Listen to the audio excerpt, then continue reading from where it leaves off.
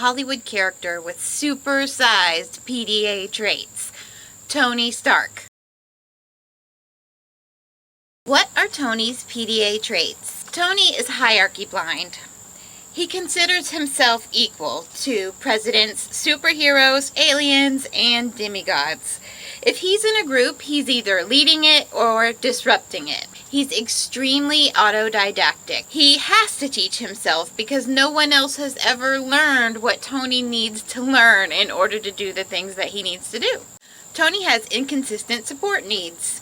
He's capable of creating AI and time travel, but he needs Happy, Pepper, and Colonel Rhodes to keep his ish together. PDAers are highly paradoxical. For example, Tony fails his SHIELD Avengers assessment for narcissistic traits, yet the same man sacrifices himself to save half the entire multiverse.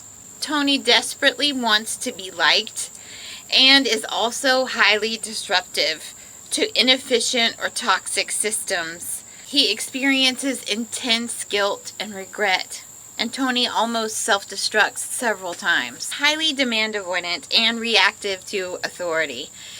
There's many examples of this, but my favorite is the way that he won't take anything that's handed to him. Handing someone a card or a piece of paper demands that they take it, that they stop what they're doing and take this thing from you now. Tony cannot comply with demands.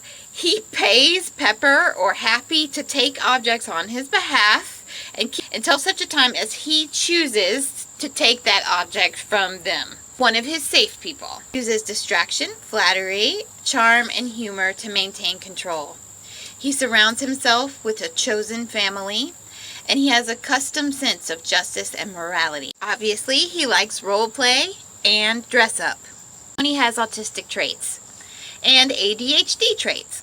He has a strong nervous system fight or flight threat response, insomnia, meltdowns, addiction, stimming, sensory issues, and forgetfulness.